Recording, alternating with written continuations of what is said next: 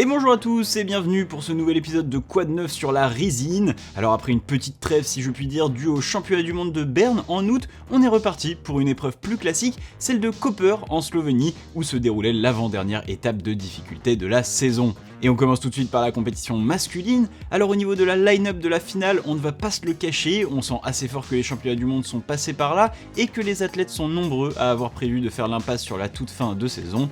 Alors malgré cela et l'absence de gros cadors comme le tchèque Adam Ondra ou l'autrichien Jakob Schubert, on retrouve tout de même en tête des demi un Sorato Enraku qui essaiera de réaliser un doublé après sa victoire à Briançon il y a un mois et demi.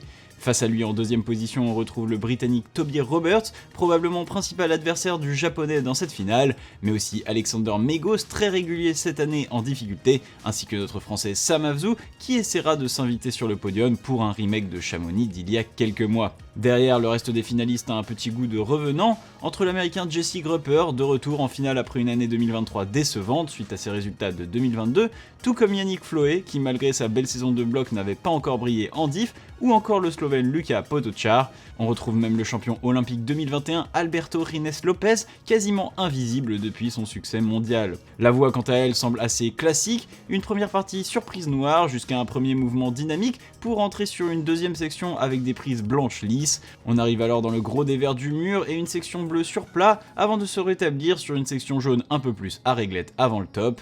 Et pour commencer cette compétition, c'est Alberto Rines Lopez qui s'élance. L'Espagnol enchaîne bien le début de la voie, se montre serein sur le premier mouvement dynamique et arrive à l'entrée de la partie bleue.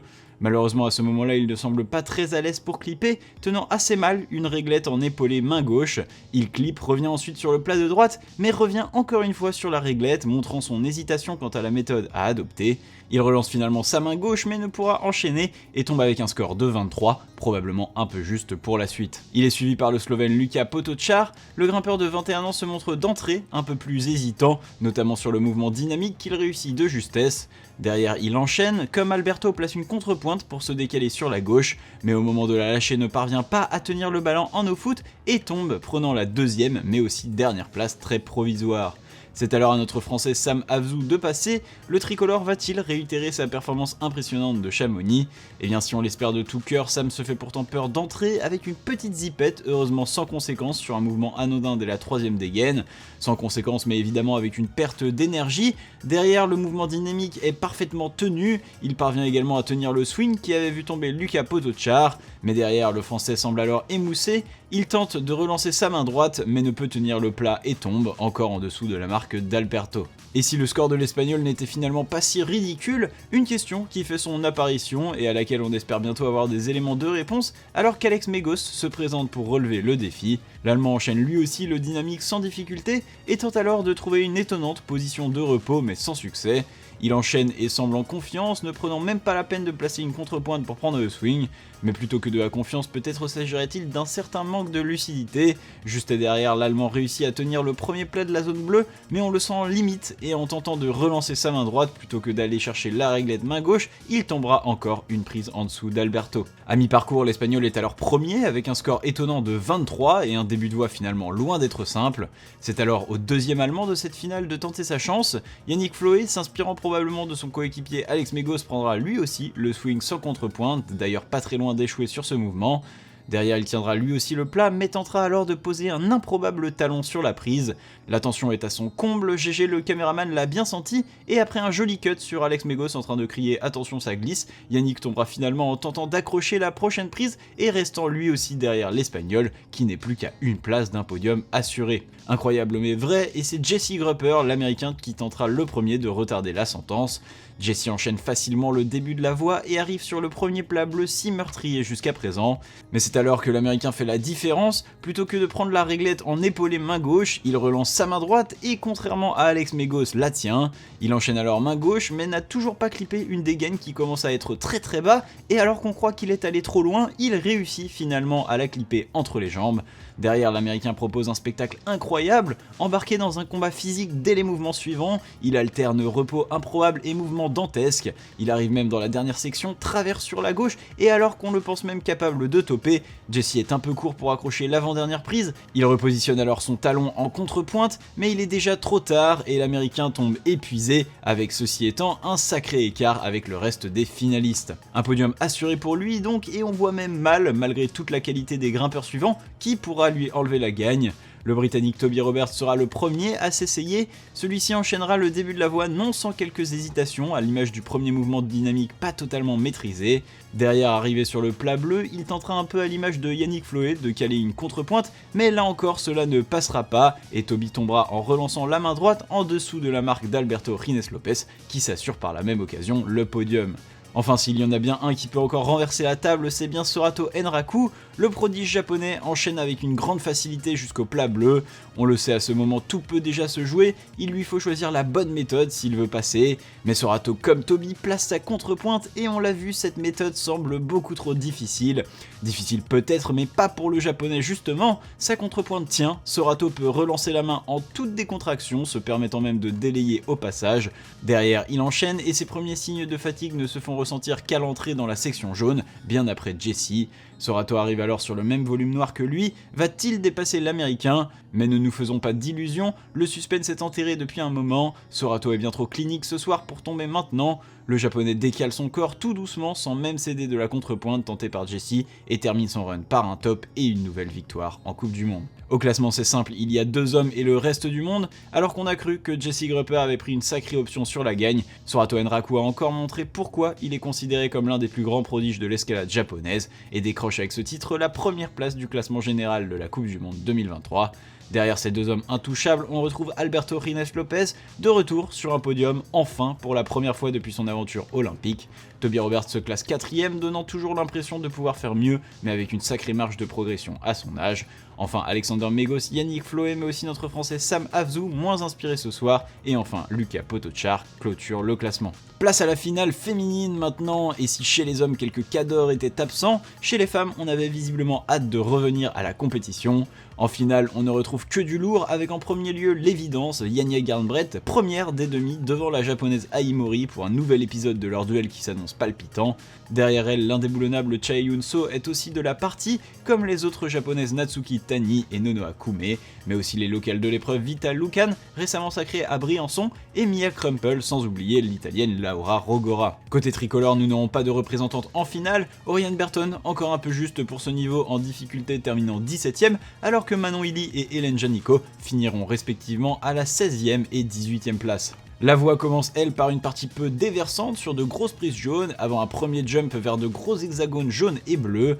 Derrière, après un 360 sur de petits cratères, on arrive sur une avant-dernière partie sur volume noir, avant un petit toit, pour se rétablir dans les quelques derniers mètres avant un gros jump vers le top. La première grimpeuse à s'élancer n'est autre que la japonaise Nonoa Kume, elle enchaîne sans difficulté le premier jump de la voie. Derrière, elle continue avec la deuxième grosse difficulté, le 360 qu'elle réussit en 2 temps, perdant au passage un peu d'énergie. Nonoa arrive alors sur les gros volumes noirs et alors que les prises semblent plutôt bonnes, elle a l'air mal positionnée ou peut-être un peu fatiguée et tombe sur la prise 31. C'est alors à la Slovène Mia Crumple de la suivre, malheureusement pour elle, son run se terminera de manière très prématurée. Alors qu'elle se prépare à effectuer son saut, elle sera rattrapée par une zipette de son pied droit, visiblement très envieux de retrouver la terre ferme un peu plus tôt. Un triste épisode que nous oublierons rapidement avec le passage de l'italienne Laura Rogora. Pas grande adepte des mouvements dynamiques et autres jumps, Laura n'éprouvera tout de même pas trop de difficultés à rallier le premier hexagone jaune. Derrière, alors qu'elle est en train de négocier le 360, son talon zip et emmêlé dans la corde, Laura devra se battre pour rester sur le mur. Elle enchaîne ensuite, arrive au niveau de la marque de Nonoa, la dépasse, lance un jeté en épaule, mais tombe au bout d'une sacrée bataille, prenant la première place provisoire. C'est alors à Vita Lucan de passer, la Slovène, récemment sacrée à Briançon, peut-elle refaire le coup en présence des grandes favorites? Facile sur la première partie de la voie, la Slovène est extrêmement propre sur le 360, et alors qu'on la pense prendre un gros avantage au niveau de l'énergie, elle perd son sac à pof en plein milieu de la voie. Décidément le spectacle est au rendez-vous ce soir et malgré cet incident Vita continue, atteint la marque de Nonoa qu'elle dépasse, réussit le jump en épaulé dépassant Laura Rogora. La Slovène arrive ensuite dans le toit, se bat et alors qu'elle relance sa main droite tombe finalement, prenant à son tour la première place provisoire et une belle option sur le podium. Après une courte pause pour se remettre de nos émotions, c'est à Natsuki Tani de s'élancer. La japonaise monte très haut dans la voie, enchaîne assez sereinement le 360, puis après un bon repos dépasse la marque de sa compatriote Nono Akume. Malheureusement on le sait, le dynamique n'est pas le fort de la grimpeuse et elle se rate sur le jump en épaulé sur la même prise que Laura Rogora, prenant la deuxième place bien provisoire à la vue des 3 dernières grimpeuses. Avec le bronze au championnat du monde, Chae-yoon aimerait probablement terminer sa saison avec un premier podium en Coupe du Monde cette année. La coréenne est propre sur toute la voie et attend facilement la marque de Natsuki, qu'elle balaye avec un mouvement en épaulé maîtrisé. Derrière, elle arrive juste en dessous du toit et semble encore assez fraîche pour dépasser Vita, mais au moment de relancer sa main droite, elle hésite, repositionne ses pieds et rate le coche, tombant juste avant la Slovène et restant deuxième provisoire. Une deuxième place bien fragile car nos 2 dernières protagonistes semblent condamnées à se battre pour l'or. C'est Aimori d'abord, la japonaise, qui sera la première à envoyer sa banderille.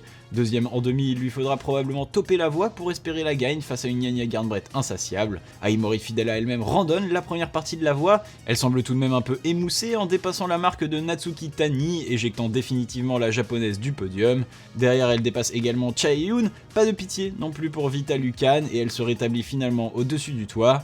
Arrivée sur cette toute dernière section, elle se bat de toutes ses forces, elle attrape une inversée de la main droite et de la main gauche, utilise une prise de pied comme intermédiaire, relance et accroche la pince, mais le plus dur est à venir et après avoir placé une contrepointe, elle tente d'envoyer sa main droite, mais tombe sur l'avant-dernière prise, première et assurée de l'argent en attendant le passage de Yanya. Yanya sait donc ce qu'il lui reste à faire pour gagner, la Slovène s'élance, enchaîne elle aussi facilement la première partie de la voie malgré un mouvement assez étrangement dynamique au niveau des volumes noirs. Comme une évidence, elle dépasse également Chae-yoon, puis Vita, arrive alors les tout derniers mètres et son duel inévitable contre Aimori.